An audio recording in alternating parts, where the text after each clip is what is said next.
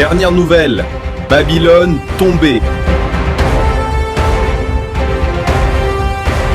Volant au milieu du ciel, 3 anges.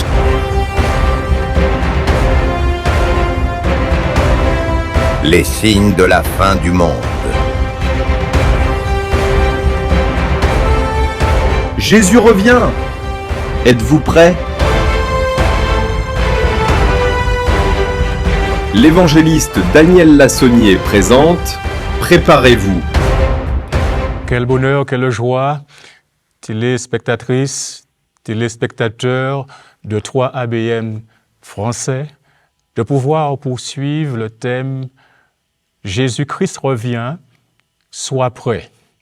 Mesdames et messieurs, en introduction de notre précédente présentation, nous avons passé en revue plusieurs éléments concernant le psaume 50, où nous avons indiqué comment Dieu, il parle à la terre tout entière. Et nous aurons à poursuivre dans cette même direction, mais en nous focalisant sur sa sainte parole de manière plus précise. Je voudrais placer ce moment sous l'égide du Saint-Esprit, en sorte que Dieu nous éclaire, qu'il nous permette de comprendre sa parole et que cette parole nous aide à nous donner plus de force dans notre cheminement spirituel. Prions le Seigneur. Père éternel, nous voulons élever ton nom une fois de plus, alors que ta parole sera ouverte. Nous avons besoin de ton éclairage. Et de manière particulière, nous prions pour que le Saint-Esprit soit l'instructeur principal de ce moment. Puisses-tu bénir tous les spectateurs et spectatrices de 3ABN français et faire répandre ta paix dans leur cœur. Au nom de Jésus, Amen. Mesdames et messieurs, en introduction de notre précédente présentation, nous avons souligné que Dieu, l'Éternel, le Dieu puissant, celui qui s'est manifesté, le Seigneur l'Éternel, il parle à la terre tout entière. Le message qu'il a est un message qui présente une extraordinaire description du jugement dernier. Et nous sommes tous concernés. Pourquoi? Parce qu'il y aura un accomplissement extraordinaire, spécial à la seconde venue de Jésus-Christ.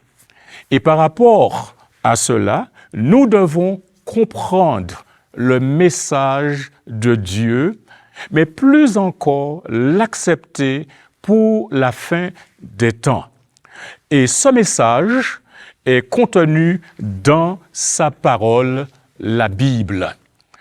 Aussi, il est important pour nous de focaliser sur cette parole qui constitue le guide de la préparation au retour de Jésus.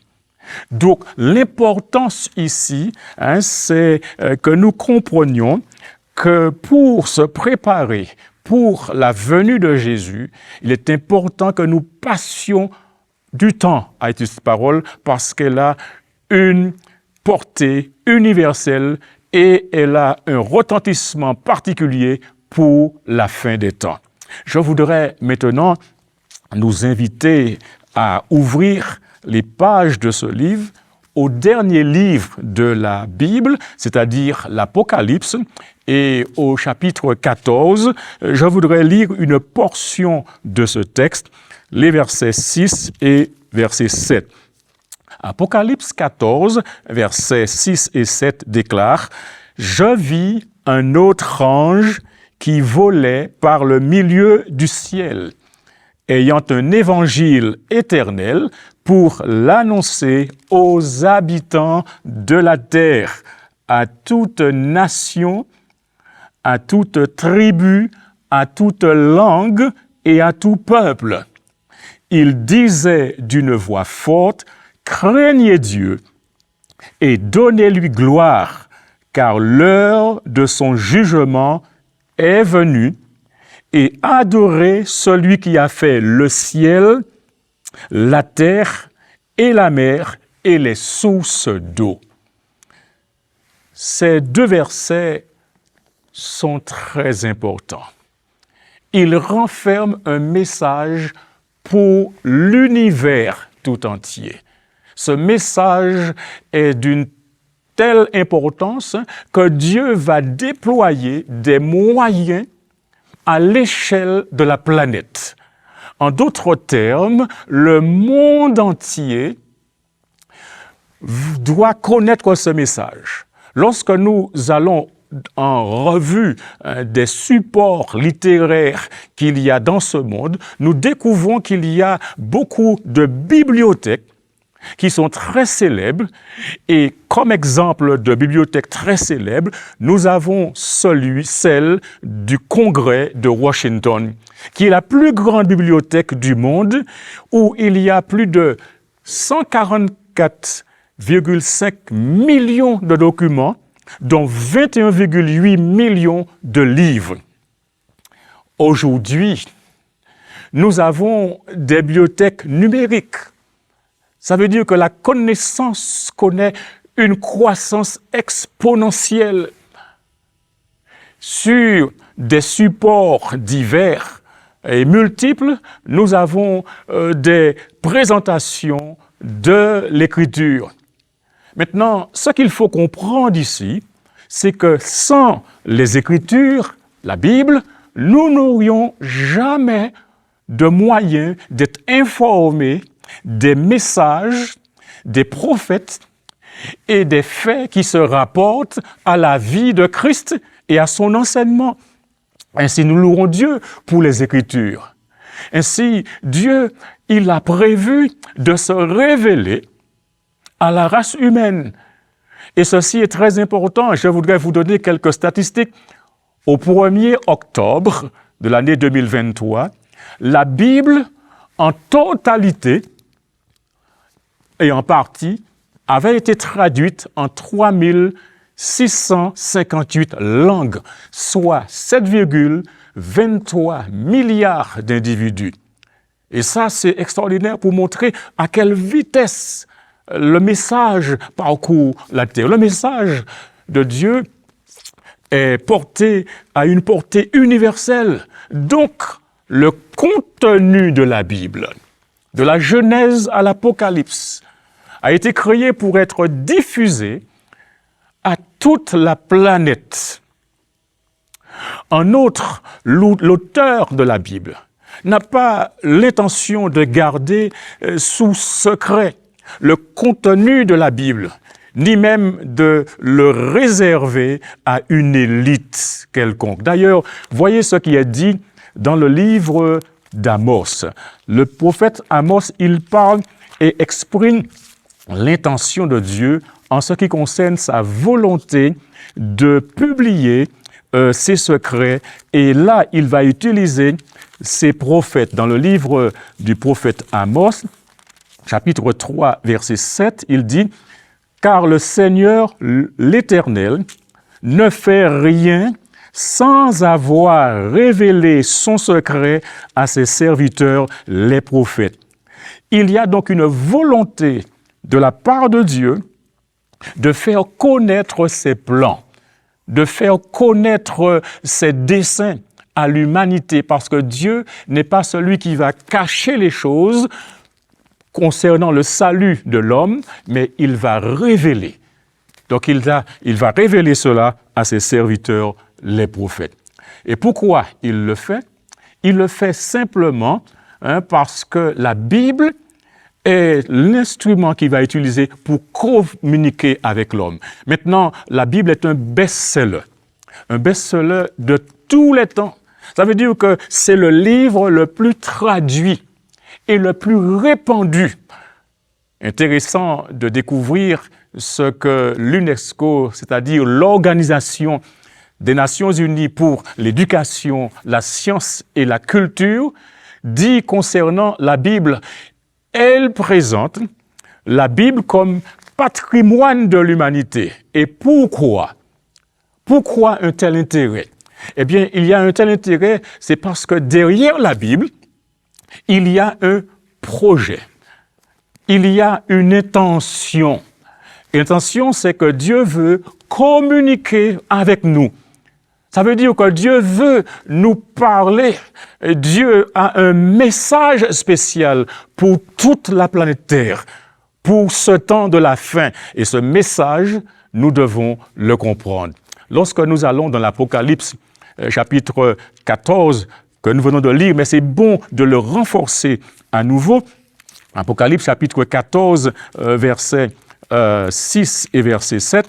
Le texte a été clairement présenté tout à l'heure, mais nous allons, pour des raisons d'emphase, le reprendre. Il est dit dans Apocalypse 14, dans l'Apocalypse 14, verset 6 et verset 7, il est dit « Je vis un autre ange qui volait par le milieu du ciel, ayant un évangile éternel pour l'annoncer aux habitants de la terre, à toute nation, à toute tribu et à toute langue. » Le verset 7 dit, « Et il disait d'une voix forte, Dieu n'est pas dans une démarche où il chuchote, où il murmure, mais il disait d'une voix forte, craignez Dieu, donnez-lui gloire. »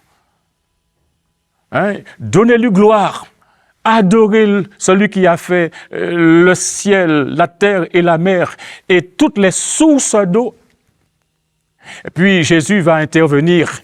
Il va dire dans Jean 5, verset 39, « Vous sondez les Écritures parce que vous pensez avoir en elles la vie éternelle.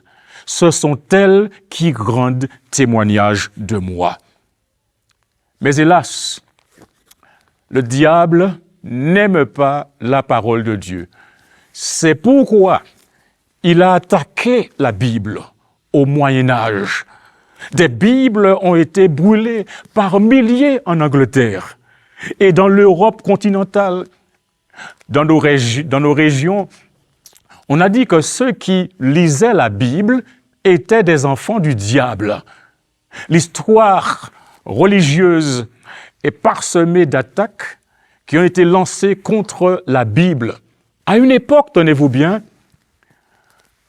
reculée, les Bibles étaient enchaînées au mur des monastères. Et on a prédit même la disparition de la Bible. Mais j'ai une bonne nouvelle, c'est qu'en dépit du fait que l'on ait prédit la disparition de la Bible, cette Bible existe à ce jour, plus que jamais puissante. Cette parole-là, rien ne peut l'arrêter. Elle est populaire, plus populaire que jamais. Il est intéressant de lire ce que dit Matthieu chapitre 24, verset 35.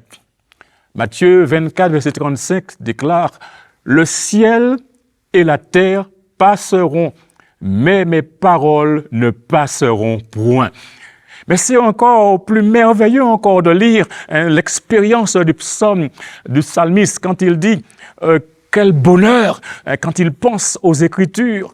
Au psaume chapitre 1, verset 1 à 3, il dit « Heureux l'homme qui ne marche pas selon le conseil des méchants, qui ne s'arrête pas sur la voie des pécheurs et qui ne s'assied pas en compagnie des moqueurs, mais qui trouve son plaisir dans la loi de l'Éternel et qui la médite jour et nuit. Il n'en est pas, il est comme un arbre planté près d'un courant d'eau, qui donne son fruit en sa saison et dont le feuillage ne se flétrit point. Et puis notons bien ce qui est dit. Tout ce qu'il fait lui réussit. Oh, quelles paroles! Les paroles de ce livre font la joie et l'allégresse de celui ou celle qui les met en pratique. Le prophète Jérémie jubile d'allégresse à la réception de la parole. Il dit, j'ai recueilli tes paroles et je les ai dévorées. Et tes paroles ont fait la joie et l'allégresse de mon cœur, car ton nom est invoqué sur moi. Éternel Dieu des armées. Cette parole produit la réconciliation des familles. Et un instant, je voudrais vous dire ce que j'ai vécu en 2011, alors que je tenais des conférences dans un certain endroit, dans l'île de la Martinique. Et lorsque j'ai touché le sujet de la prière, eh bien, des familles qui étaient à côté ont entendu ce message. Et dans chaque maison, des cœurs ont été touchés. Ils se sont dit, ces gens, nous ne pouvons continuer à faire comme nous faisons parce que ces personnes étaient antagoniques. Mais lorsque la parole de Dieu a été prêchée, lorsque les cœurs ont été touchés, ces familles qui étaient chacune dans leur maison respective, eh bien, ils ont senti un besoin, celui de se réconcilier. Et pendant plusieurs semaines, j'ai passé plusieurs moments avec ces familles de manière séparée. Et à la fin, il y eut une magnifique réconciliation. Le quartier a loué Dieu pour cela, parce que des familles qui étaient opposées, maintenant, devenaient dans la réconciliation.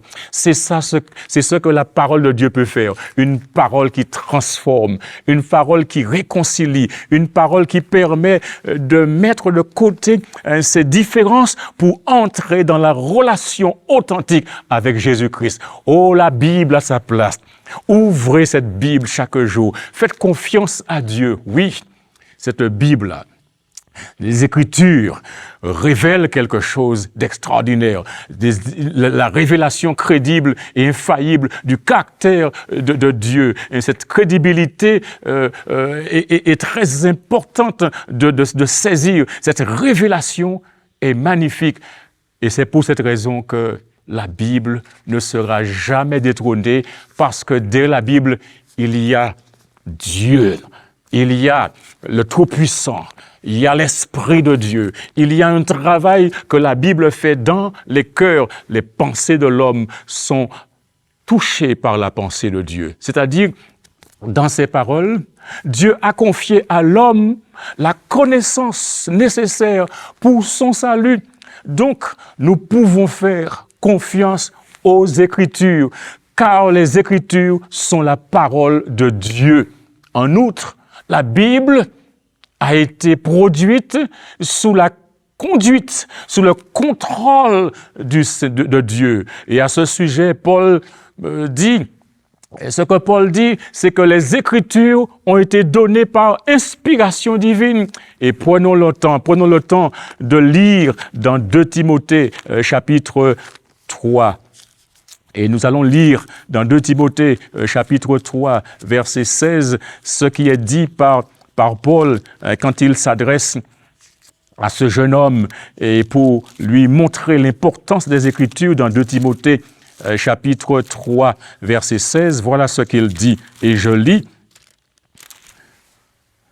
Toute Écriture est inspirée de Dieu et utile pour enseigner, pour convaincre dans la justice, afin que l'homme de Dieu soit propre à toute bonne œuvre.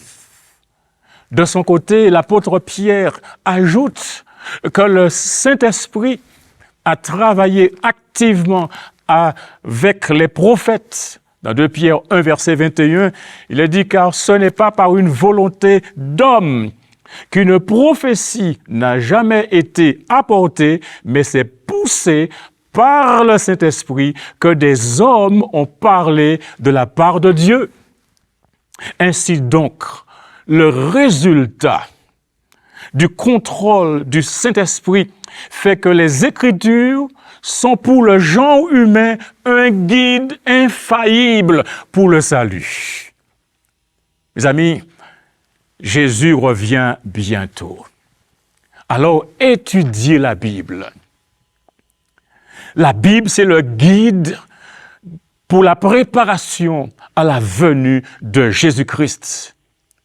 Ce livre a été protégé, sa parole a été inspirée à travers les siècles, en sorte que vous puissiez l'accepter sans crainte, car la Bible est droite, la Bible est vraie. Je voudrais vous inviter à méditer le jour et la nuit cette parole, afin d'y puiser force, courage, sens et protection et sécurité pour votre vie. Puissiez-vous dire comme David, au psaume 119, « Ta parole est une lampe à mes pieds et une lumière sur mon sentier. » Oh, aujourd'hui, vous avez entendu le message de la Bible par le passé. Mais aujourd'hui encore, ce message vous parvient. Jésus vous dit, et cela est très important, et nous sommes en phase avec ce que nous voulons faire passer. Dans Matthieu, chapitre 24, verset 14, il est dit, « Cette bonne nouvelle du royaume sera prêchée dans le monde entier pour servir de témoignage à toutes les nations. Alors viendra la fin. » Ma question est la suivante. Quelle est ta situation? Quelle est ton attitude face à ce message? Que décides-tu? Choisis, je t'invite, à te laisser éclairer, à te laisser guider par la parole de Dieu. Que la parole de Dieu soit votre direction et soit l'élément de préparation pour chacun de vous afin de rencontrer Jésus-Christ quand il reviendra. Il revient bientôt. Et quand il reviendra, ce sera la joie, ce sera le bonheur, ce sera un changement radical. Et il y a raison pour vous, raison pour moi, de passer du temps à étudier la Bible, la parole de Dieu. Et en lisant la Bible, en l'étudiant, notre esprit va être connecté avec la volonté de Dieu. Parce que c'est dans l'étude de la Bible que nous découvrons ce que Dieu pense de nous, ce qu'il veut que nous fassions. C'est dans l'étude de la Bible que nous trouvons donc les éléments qui nous permettront de tenir dans ces moments difficiles. Le monde est en train d'aller dans une direction sans précédent, mais la Bible nous en parle et nous voulons rester connectés à cette parole pour ne pas être déstabilisés, pour ne pas être découragés lorsque les difficultés viendront, que nous basculions dans le désespoir. La Bible est là pour nous tenir en bride, pour nous tenir dans le bon sillage. Cette parole, rien ne peut l'arrêter parce que c'est la parole de Dieu. Étudiez-la dans votre mariage, dans votre travail, dans vos études. Ne pensez pas parce que vous étudiez que vous n'avez pas le temps de lire la Bible et que c'est une perte de temps. Non, au contraire, ceux qui prennent du temps pour étudier la parole de Dieu deviennent beaucoup plus solides et rien ne peut les faire tomber. Faites de la Bible votre livre de chevet, votre guide, vous préparant pour le royaume des cieux. Et dites-le à vos amis, dites-le à vos cousins, dites-le à vos cousines, dites-le à vos frères et à vos sœurs. Prenez le temps chaque jour d'ouvrir la Bible. Faites à la maison des moments d'étude de la parole de Dieu. Et je suis sûr que vous découvrirez un bonheur que vous n'avez jamais expérimenté auparavant. Puisse Dieu vous guider. Puisse-t-il vous soutenir et vous ouvrir les yeux à la nécessité d'étudier chaque jour sa parole et de prier. Et la prière que vous ferez va être nourrie parce que l'étude de la parole de Dieu nous donne le contenu de nos prières. Que Dieu vous bénisse, qu'il vous garde. Prions ensemble. Père éternel, béni soit ton Saint-Nom. Loué sois-tu pour ta parole que tu nous as donnée, cette parole qui est inspirée, cette parole qui a traversé les âges et qui nous est parvenue en sorte que nous puissions tenir bon dans les temps de la fin et passer du temps à l'étudier pour être dans l'amour, dans la justice, dans la joie, dans la paix, sachant que celui qui met sa confiance en Dieu, met aussi sa confiance dans sa parole. Alors bénis tous les spectateurs et spectatrices de 3ABN français et leurs familles, et loué soit ton Saint-Nom. Nous t'aimons et te faisons confiance, notre Dieu Sauveur, au nom de Jésus et pour ta gloire éternelle. Amen.